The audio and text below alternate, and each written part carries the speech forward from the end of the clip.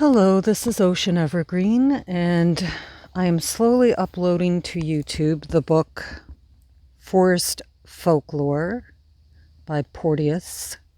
It is a wonderful book. I am uploading an AI version with the pages I scanned, and I'm also going to go to different locations in the forest and read aloud the book.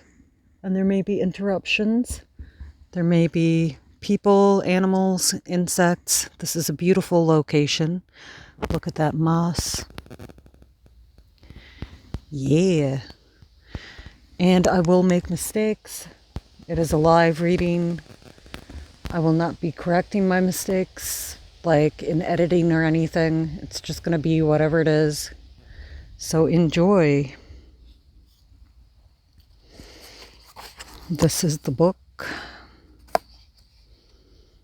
I absolutely love trees and cats.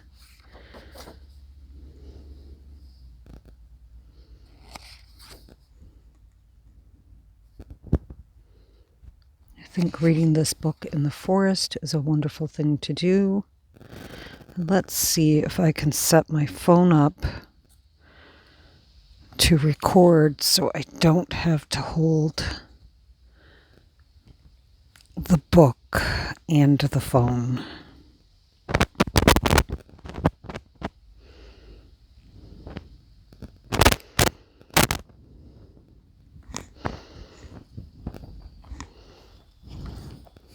That looks pretty good.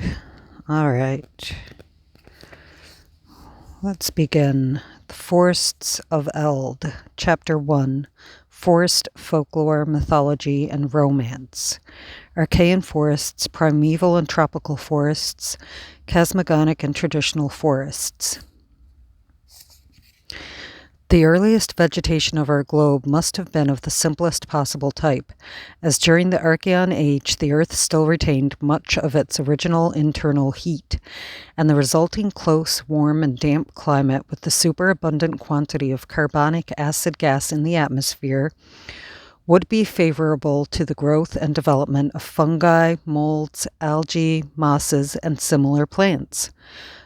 Judging from the analogy of after ages when gigantic plants appeared during the Carboniferous era, and enormous reptiles had their being throughout Jurassic times.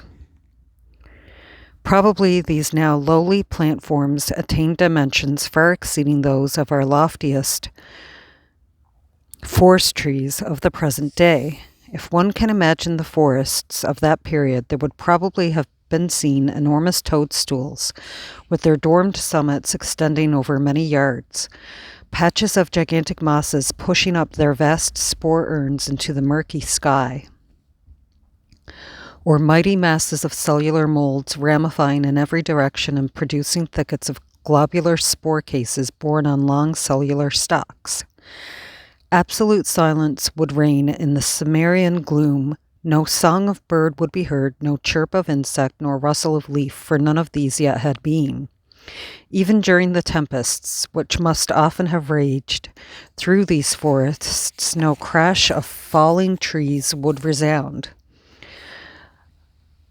The soft cellular tissue would sink noiselessly to earth, in the waters which in all likelihood at that time constituted the greater part of the surface of the globe. Strange and gigantic forms of algae would rear themselves above the surface, and all the various forms of vegetation would be of one uniform somber hue.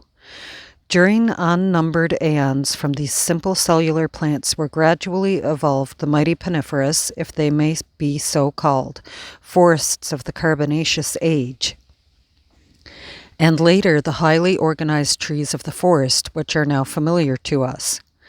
Each succeeding geological period had its own peculiar type of vegetation, which had all been leading up to that immense development of plant life known as the Carboniferous period, the remains of which form our coal seams.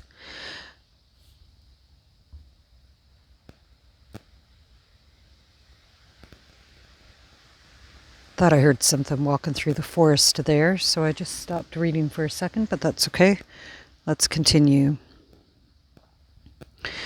Never before or since had there been such an exuberance of plant life So luxuriant was the plant growth over the whole globe that to the inhabitants of other planets this world would probably be known as the Green Star. A strange picture indeed, these forests with their towering reeds and their gigantic club mosses must have presented had there been human eye to see.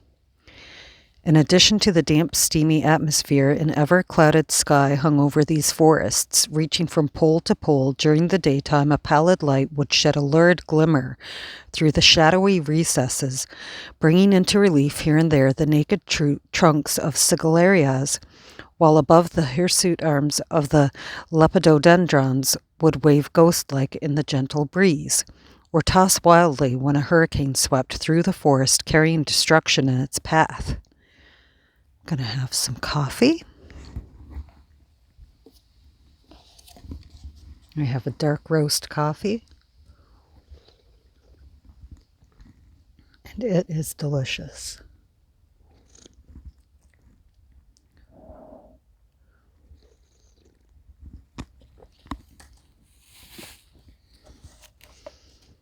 All right.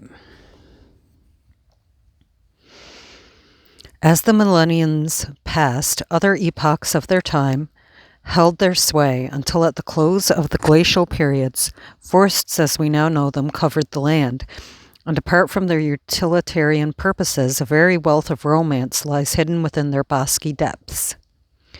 There the voice of nature speaks to the wary wayfarer, the rustling and whispering of the leaves, the sad yet sweet cooing of pigeons, the melody of songbirds, or the distant cawing of rooks. The hum of innumerable insects all impart a feeling of rest, and the strife and jealousies of the world seem far removed. Here in the sunny glades of the forest, the ground is carpeted with mosses and flowers, while all around the view is bounded by gigantic trunks of trees, each clad with many-colored lichens, and the whole canopied with leafy boughs, whence the feathered orchestra of the woods pour forth their divine melody. It is recorded that the monk of Hildesheim, doubting how with God 1,000 years could be as yesterday, listened to the melody of a bird in the green wood during the 3 minutes, and found that in these 3 minutes 300 years had flown. To a wanderer in forest solitudes, a sense of mystery is often perceived, which lures him on and on into the verdant depths of the woodland world. On a brilliant summer day, the tremulous throbbing of the air, seemingly full of whisperings and sighings of an unseen host, appears like the pulsation from the mighty heart of the forest, while, all around, sunlight and shadow form a tangled web of enchantment, which is deepened by soft elusive perfumes floating on the damp zephyrs. In fancy, he may feel drawn back to the early primitive ages when the forest deities would have had a very real existence to him, and he would understand the inner meaning of those oracles which were often spoken in the glades of the primeval woods. Every season of the year imparts its own peculiar beauty to the forests.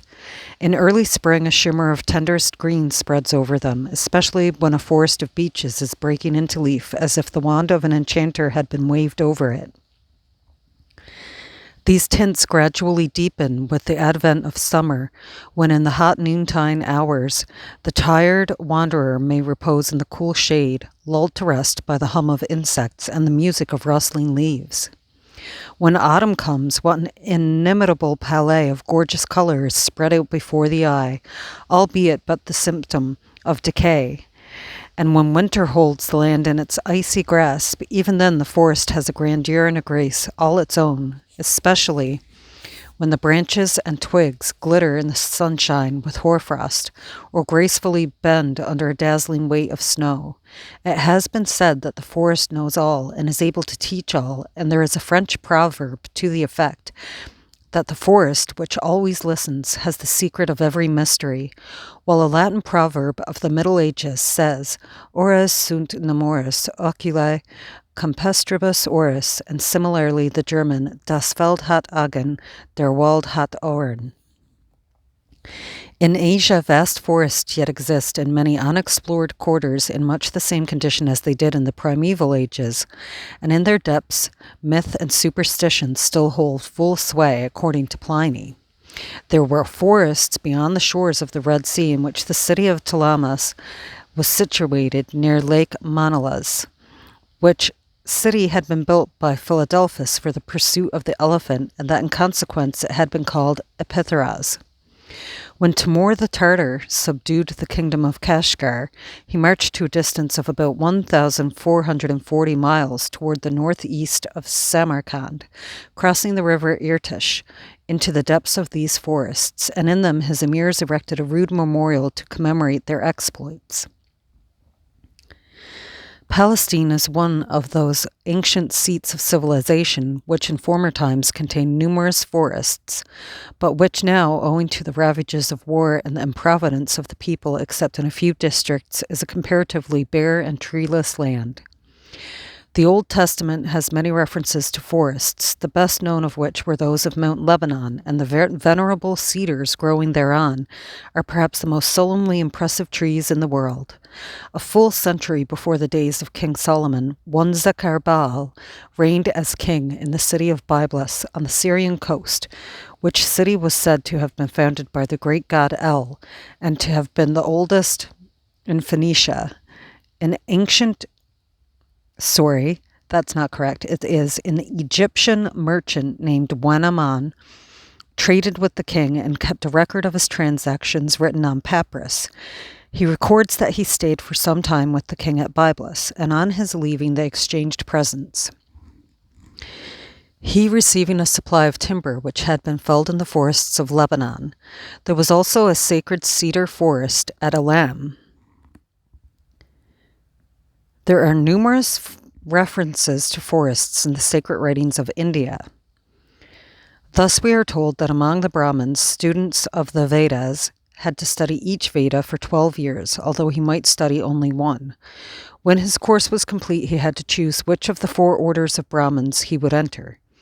If he chose that of the hermit, he had to live in the forest, practice austerities, live on roots and fruits, never enter a village or pass over plowed ground, and dress himself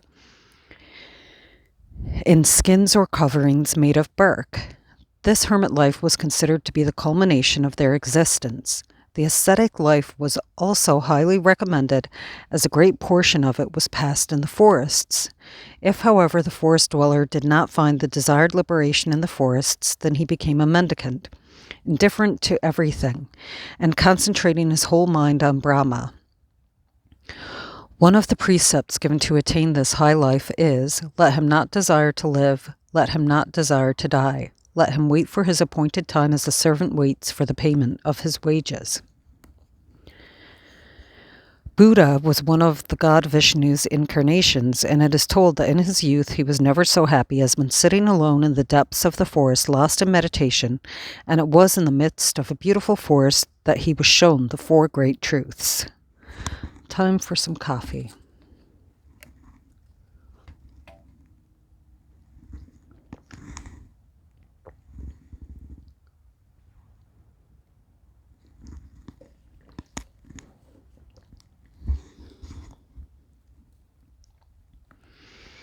All right, back to the book.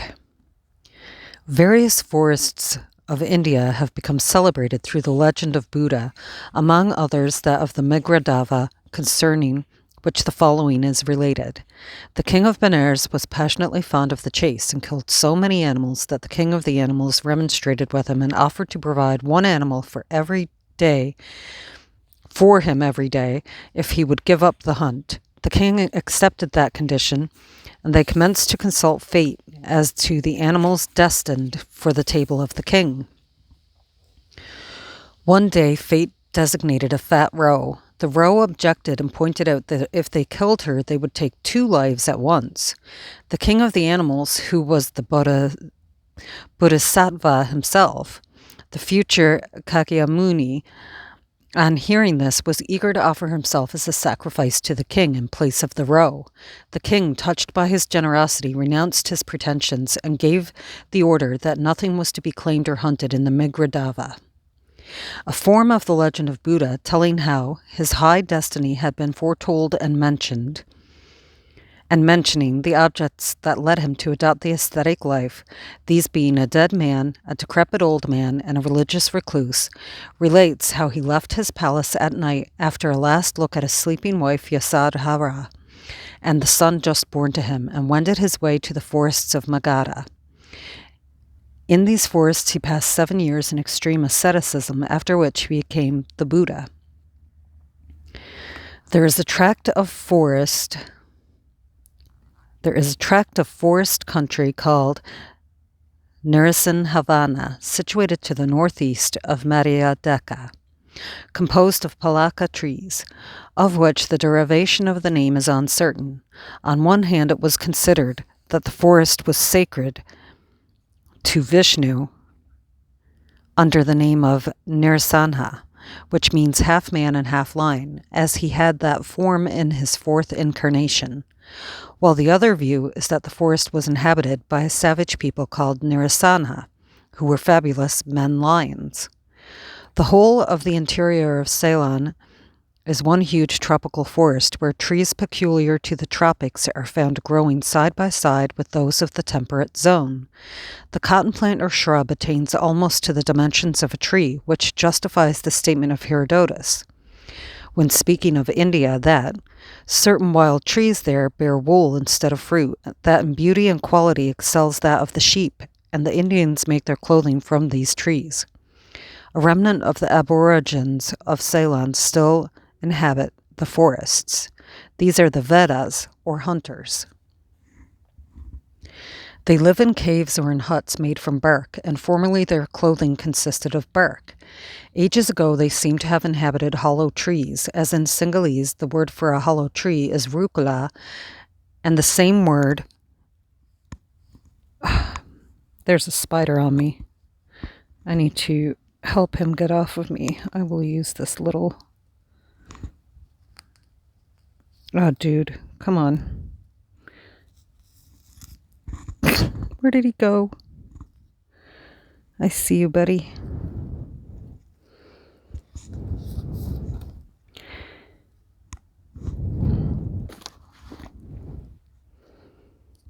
Book interruption for a spider. Here, dude. Gotcha.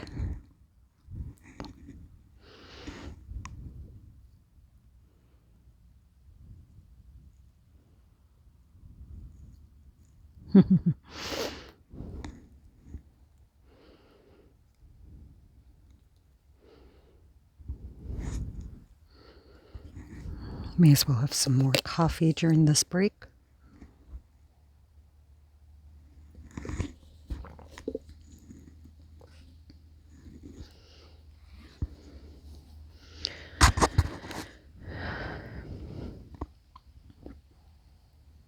All right, let's see. So in Sinhalese, the word for a hollow tree is rukula, and the same word now means a house. Many of the tropical forests give a faint conception of what vegetation was like in the days of the world's youth. Neither the season nor the flight of time leaves a mark upon the forest. Virgin in the days of which we cannot guess the morn, virgin in our days, virgin it will remain in the days of generations yet unborn. Mr. Maxwell, speaking of the eerie feeling that comes over the wanderer in these shades, says, "So little do you see that the feeling comes over you that you are alone in the midst of mysterious hidden things. The feeling that immediately follows this is that these mysterious things are not merely hidden, but are specially hidden from you. The circle that moves with you is the veil built up against you. You could imagine that you were a trespasser, or at all events are regarded as such. Then you have the horrible feeling that from behind the tree trunks watching eyes are looking upon you. It is bad enough at any time if you are alone and all is quiet. It is worse as the sun sinks and light fades. It is worst if by any ill chance you happen to know that you have lost not only your way but your sense of direction. And at all times you may see things happen of which the reason is hard to divine." Java lays claim to be the finest and most interesting tropical island in the world, and with reason, for, apart from the luxuriant forests which clothe the mountains to their summits, in these forests are found buried in the jungle the remains of ancient cities, with vestiges of the temples and statues which once adorned them. They all point to a high degree of civilization, and it is known that for untold centuries Brahmanism was the religion of the land until it was superseded by Mohammedanism in or about the year 1478. Mr. H. M. Stanley, in his journey for the relief of Emin Pasha in 1887, when crossing Africa through the primeval forest, expressed the eerie feelings that beset one when alone in these gloomy depths, similar to those mentioned by Mr. Maxwell when writing of the Malay forests. Stanley wrote that an awe of the forest rushed upon the soul and filled the mind. The voice sounded with rolling echoes as in a cathedral. One became conscious of its eerie strangeness, the absence of sunshine, its subdued light, and marveled at the queer feeling of loneliness, while inquiringly looking around to be assured that this loneliness was no delusion. It was as if one stood amid the inhabitants of another world. Herman von Wissmann also speaks of the apprehensions besetting one in these wilds. He says, be it imagination, be it excitement of the nerves, the slightest sound which at night interrupts the deep quiet seems to startle you. The piercing shrieks of the nocturnal monkey, the splashing of a fish pursued by a crocodile, or the deep thundering of the hippopotamus causes the auricular nerves to be continually on the alert. It is to Dr. Alfred R. Wallace that we are most indebted for his glowing descriptions of the Brazilian forests, particularly those of the river Amazon and the Rio Negro, through which he traveled in 1848. In his accounts of the forests of the Amazons, he says, perhaps no country in the world contains such an amount of vegetable matter on its surface as the valley of the Amazon. Its entire extent, with the exception of some very small portions, is covered with one dense and lofty primeval forest, the most extensive and unbroken which exists upon the earth. The forests of no other part of the world are so extensive and unbroken as this. Those of Central Europe are trifling in comparison, nor in India are they very continuous or extensive. While the rest of Asia seems to be a country of thinly wooded plains and steppes and deserts, Africa contains some large forests, situated on the east and west coasts and in the interior south of the equator, but the whole of them would bear but a small proportion to that of the Amazon. In North America alone is there anything approaching to it, where the whole country east of the Mississippi and about the Great Lakes is or has been an almost uninterrupted extent of woodland. In a general survey of the earth, we may therefore look upon the New World as preeminently the land of forests, contrasting strongly with the Old, where steppes and deserts are the most characteristic features. The Australian bush gives an impression of mystery and awe in its very name. The great hush and mystery, as it has been called, has been the scene of many tragedies. Hunger and thirst and often death have been the lot of many who, in the past, had endeavoured to penetrate its secrets. It is the uncleared country, the parts covered with trees or brushwood, and the name is derived from the Dutch word bush, meaning a forest or wood. The common use of the word, however, is to indicate the open country as distinguished from towns and their environments.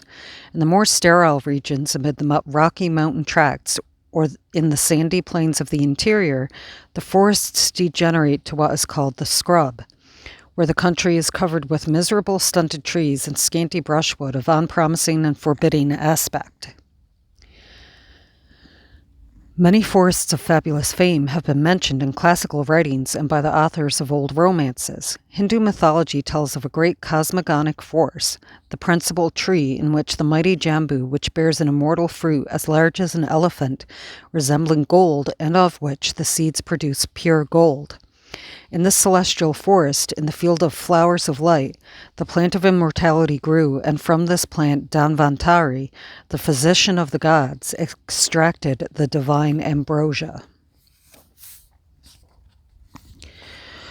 One of the most ancient traditional forests of which we have any knowledge was the forest, sometimes called the Grove of Eridu.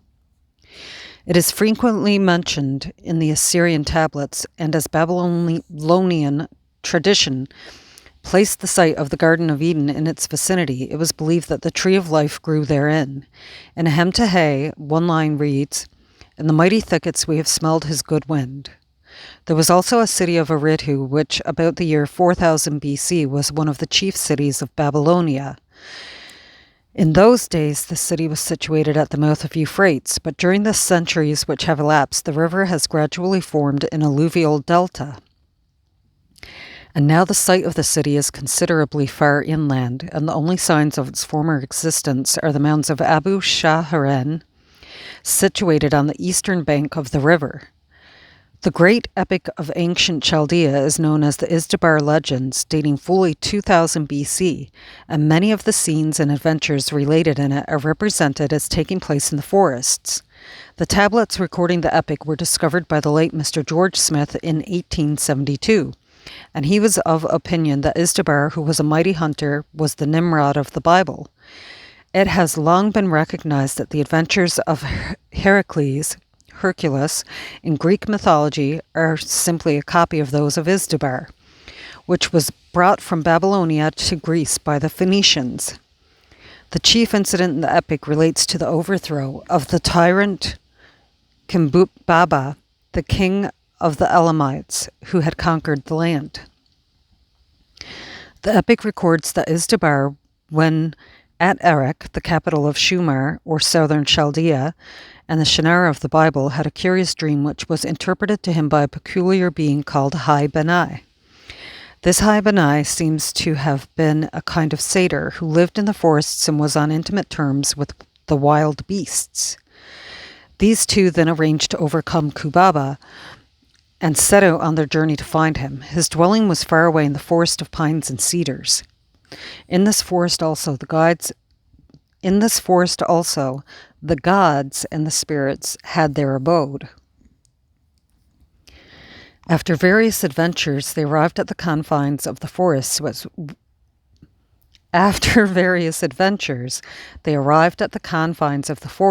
which surrounded the palace of Kumbaba, and the epic relates, "He stood and surveyed the forest of pines. He perceived its height, of the forest he perceived its approach, and in the place where Kumbaba went his step was placed on a straight road and a good path. He saw the land of the pine trees, the seat of the gods, the sanctuary of the angels, the front of the seed, the pine tree carried its fruit. Good was its shadow, full of pleasure, an excellent tree, the choice of the forest," and so on. This particular pine appears to have been that known as the black pine of Eridu, the tree of life, and will be noticed further on. The travelers then entered and passed through the forest. They evidently encountered Kumbaba and slew him, but the tablets recording this are so mutilated that it is impossible to reconstruct the narrative. Further on, however, it is stated, "We conquered also Kumbaba, who in the forest of the pine trees dwelt." Towards the end of the epic, Hai Benai is again mentioned as addressing certain trees, which Professor Sayce says in his edition of Mr. Smith's volume on the Chaldean account of Genesis, are supposed to have the power of hearing and answering him. Hai Benai praises one tree and sneers at another, but from the mutilation of the text it does not appear why he acts so. We may conjecture he was seeking a charm to open a door he mentions, and that according to the story, this charm was known to the trees. After his victory over Kumbaba, Izdubar was proclaimed king in Erech. The goddess Ishtar fell in love with him, but he rejected her advances, whereupon she caused grievous trials to fall upon him, and in addition she slew Hai Benai. Izdubar then resolved to consult his ancestor, Hasisadra, who lived far away in the lands of the immortals. He accordingly traveled through strange lands, encountering on the way certain supernatural beings known as scorpion men. These, understanding that he was under the protection of the gods, allowed him to continue his journey. He came at last to the wonderful forest situated on the shores of the ocean, the waters of death. Situated on these shores, he came at last to a wonderful forest situated on the shores of the ocean, the waters of death. The trees of this forest bore as fruit emeralds and other precious stones, but they were guarded by two maidens named Saduri and Sabitu. These mistrusted Izdubar and refused him access to their dwelling, the ocean on the shores of which he found himself separated the land of the living from the land of the dead. But Urubel, the ferryman, pitying him, took him across and landed him on the immortal shore. Here he met his ancestor, who gave him full instructions how to act, by following which he gained all his desires and returned safely to Erech. Alexander the Great, during his wanderings, is said to have encountered a forest of maidens or flower women. Dante describes the Cimmerian forest, that infernal forest where the knotted, dark-leaved trees spoke to the wanderer when he endeavored to pluck a twig.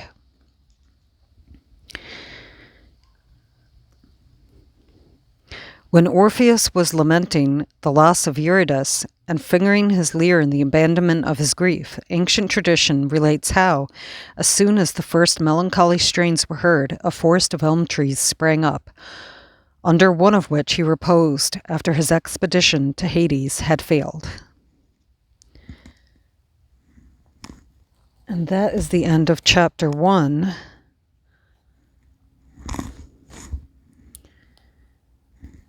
Of Forest Folklore.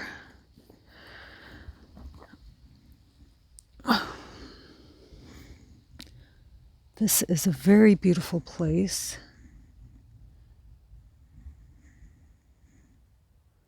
And thanks for joining me. I hope you enjoyed it. And part 2 coming up.